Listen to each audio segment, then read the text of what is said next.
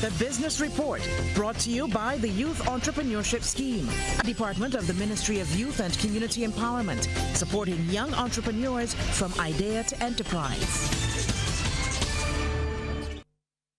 In business tonight, the Fair Trading Commission has until July 6 to come up with a fixed rate for electricity supplied to the grid from renewable energy sources. Energy Minister Wilfred Abrams says in 2018, 4.7% or 44 million kilowatts per hour were sold back to the grid.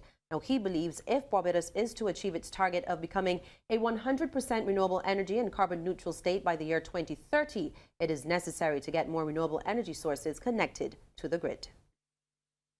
By July 6, 2019, the FTC should set rates for electricity supply from renewable energy sources for systems up to 1 megawatt using feed-in tariffs, but will not be constrained by this methodology for setting the pricing for systems over 1 megawatt.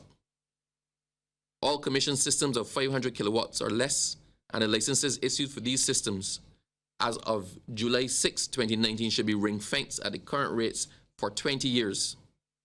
A capacity limit of 10 additional megawatts for new systems installed and licenses awarded for systems of 500 kilowatts or less should be approved by the Minister of Energy and Water Resources, subject to consultation with the Barbados Light and Power Company for this interim period up to July 6, 2019. Minister Abrams says the problem with the current tariffs of 41.6 cents for solar power and 31.5 cents for wind power is that they are temporary. He explains that the likelihood they could be changed creates uncertainty and caused banks to offer higher interest rates to people seeking loans. It became difficult for potential investors to get the funding and financing they needed to push our e-systems.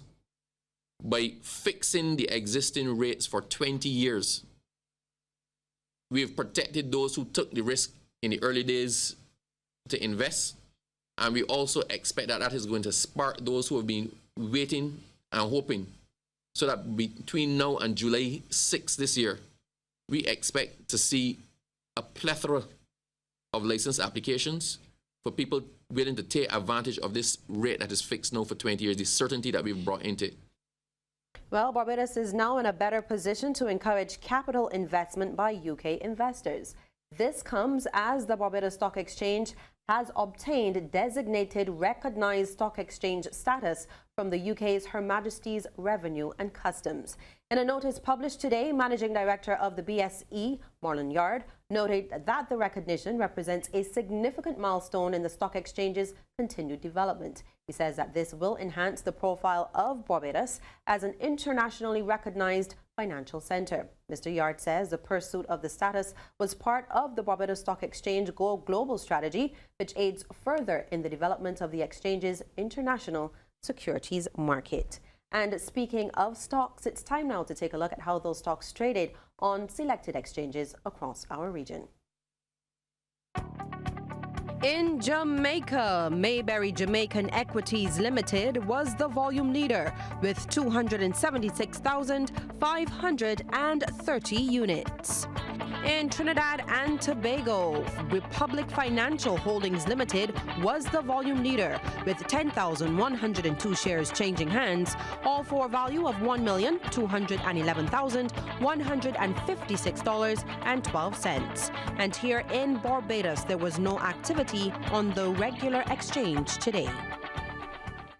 Well, car sales across the world are slumping, with many blaming trade tensions between the United States and China. But that has not stopped global car makers from turning to the Chinese market. The country's electric car industry is booming, and at the opening of the 2019 Auto Shanghai Motor Show, the spotlight is on new high-value vehicles. Sports cars, SUVs and luxury sedans, all standard car show fare. But the difference here is these are all electric. Battery-powered vehicles are taking center stage here in Shanghai, with car makers showcasing models aimed at younger and wealthier Chinese consumers. The vehicle has to be very smart and very sexy. And that's the thing that you are actually asking to be appealing to.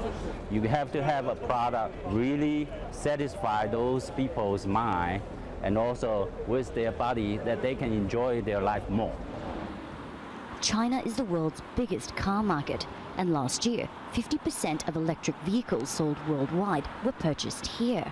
The government's been determined to clean up polluted skies and become an industry leader in the development of electric cars. But Beijing is now rolling back subsidies, planning to remove them entirely by 2020. Subsidies are being taken away, and China doesn't want to see prices raised, so these companies are under a lot of pressure.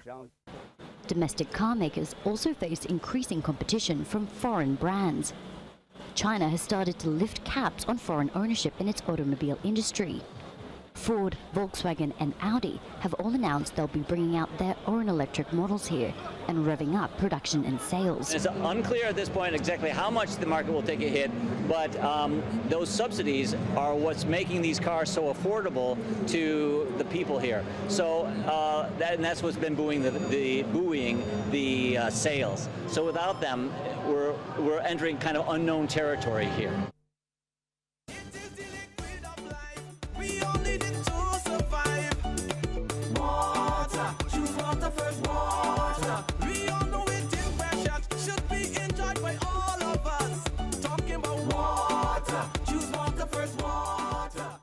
Water Wednesdays is on location in Trent, St. James today, right next to the Frederick Smith Secondary School. This is engineer Darian Taylor with the Barbados Water Authority, and he is working on this project right behind me.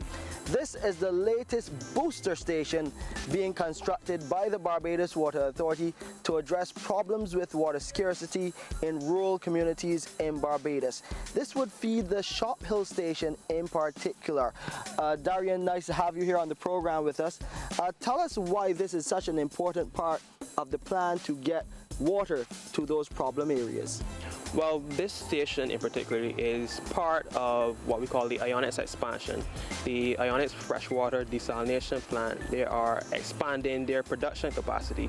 They're increasing their production by approximately 15,000 cubic meters a day, which translates to about 3 million imperial gallons per day. Wow. We, in conjunction with Ionics, are doing a number of infrastructure upgrades to allow us to receive and transmit this extra capacity. One of which you would know is the main that we've been installing at St. Stephen's. Yes. And we also plan some work at the Spring Garden plant and the Lazaretta station. Here at Trent, what we're doing is called a booster station.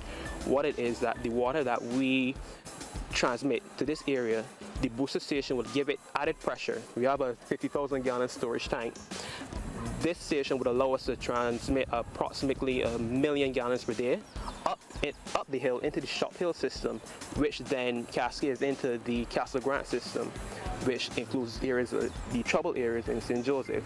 As you know, the Castle Grant system, due to the nature of the area, we don't have any well sources, which is where we extract water. Right. So we need to bring water from other systems into that Castle Grant system, Shop Hill system being one of those systems.